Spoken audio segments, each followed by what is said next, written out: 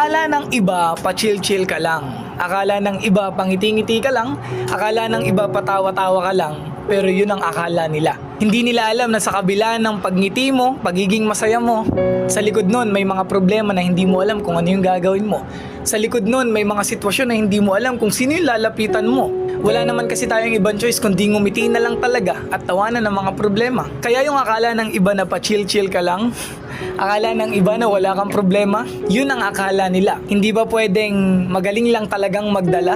Kasi wala namang option kundi lumaban eh. Kaya ikaw na nanonood, alam ko sa kabila ng pagngiti mo, may mga problemang hindi mo alam kung paano mo susolusyonan. May mga sitwasyon sa buhay mo na hindi mo alam kung sino yung lalapitan. Ngumingiti ka na lang, nagiging masaya ka na lang. Gusto kong sabihin na ipagpatuloy mo yan, maging masaya ka lang, magpahinga ka lang, and then after nun, lalaban ka ulit. Ingat palagi, stay safe, and follow me.